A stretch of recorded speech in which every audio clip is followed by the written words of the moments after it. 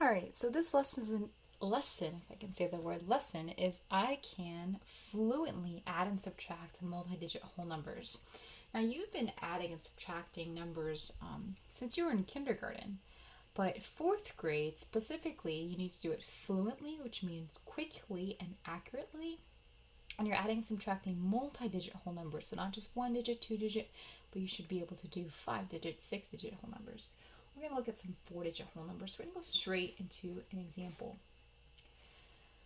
So typically what they'll do is they'll write out a problem. So let's do 4,657 presented to you in a horizontal format because they want you to be able to line up your digits and add them accordingly. Okay, so using the standard algorithm, when you add and subtract whole numbers, you need to line them up vertically, right? So you'll see it presented in a horizontal format and you have to vertically line up the numbers.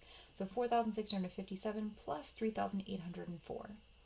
So let me write that, oh, I got more space, let me write that underneath. So 4,657 plus 3,804. So using the standard algorithm, you have to line up the values, right, vertically. We were lucky both of these are whole numbers. Both of them have four digits in each number, so you could just line them up like this, but just double check, right? So when you add, you start with the ones place value. So 4 and 7, 4 plus 7 is equal to 11. 11, 1, regroup the 1. 0 plus 5 is 5, add the 1 is 6. 8 plus 6 is 14. 4, regroup the 1. And then 3 plus 4 is 7, add the 1 is 8. So my answer is 8,461.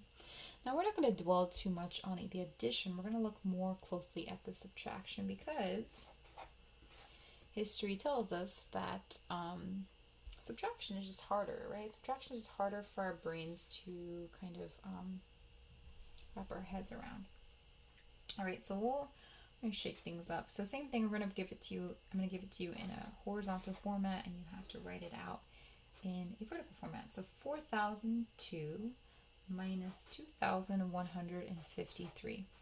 Okay, so again, it's horizontal. We write it as a vertical setup. So 4,002 minus 2,153. Okay, you're looking at this and you can already tell you're going to have to do some regrouping, right? And that's okay. That's okay. Okay, so first of all, you look at the number up top, right? The greater number, the greater value, and you're thinking 2 minus 3, right? And you're looking at the ones, and you can't take 3 away from 2 because there's not enough 2's there, right? There's not two ones is not enough to subtract 3 from. So what we have to do is regroup, right? We're regrouping from the next place value over. So as you can see, this is a 0, all right? You can't take something from what's not there, right? So I'm going to cross this out, and it doesn't become a 10, it becomes a 9, because I'm borrowing again from the next place over. And looking next door, oh, they don't have anything either, the hundreds, so cross it out, again write a 9. Finally, my thousands place has something I can borrow from, so cross it out, this becomes a 3. And I always like to tell my students to immediately just go through and cross out, cross out, cross out until the very end, or just figure out all your regroupings right away so you don't forget. Okay, so regroup, regroup, regroup. Finally, I have 1,000. I'm going to bring that 1,000 over here, and this becomes a 9. I'm going to bring this over here, and this becomes a 9. I'm going to bring this over here. Instead of 2, this becomes a 12. Okay, so now I can look at it. 12 minus 3. And here's the thing with subtraction. I'm hoping this will help.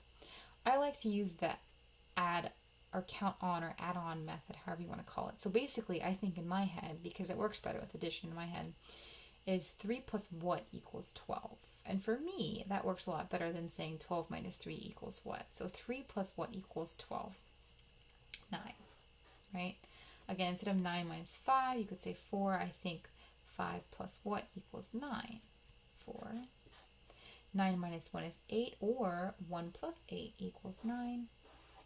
And 3 minus 2 is 1, or 2 plus 1 equals 3. Yeah, I'm just getting myself all mixed up. 3 minus 2 equals 1. So you have 1,849. Okay, let's do one more subtraction problem. I'm going to totally make this one up. So let's do, try to make it a little more tricky. So 3018. So 3008 minus, I'll do a 3-digit value, do 999. Yep, 999. Okay. So again, when you have two values, you're adding and subtracting, you need to line it up vertically, right? So 3018 minus, don't write the 9 here. Okay, don't write the 9 here. This 9 is in the hundreds place value, so it should go right here, 999. Okay. So again, starting with the ones place value, 8 minus 9, I cannot do that, so I have to look over and regroup. There's a 1 here. It's not enough to hold its own on the tens place value, so I have to look over again. Instead of writing 11, it's going to be 10. Looking over here, this is going to be a 9, and looking over here, this is going to be a 2. So finally I can borrow from this one right over here, right? Okay, so 18 minus 9 is 9, or 9 plus 9 is 18. 10 minus 9 is 1, or 1 plus 9 is 10. 9 minus 9 is 0. And then 2 minus nothing is 2. So 2019. Okay, so going back, I can fluently add and subtract multi-digit whole numbers. Just don't forget to line up the place values when you add and subtract, and just be careful with your subtraction problems. Double check.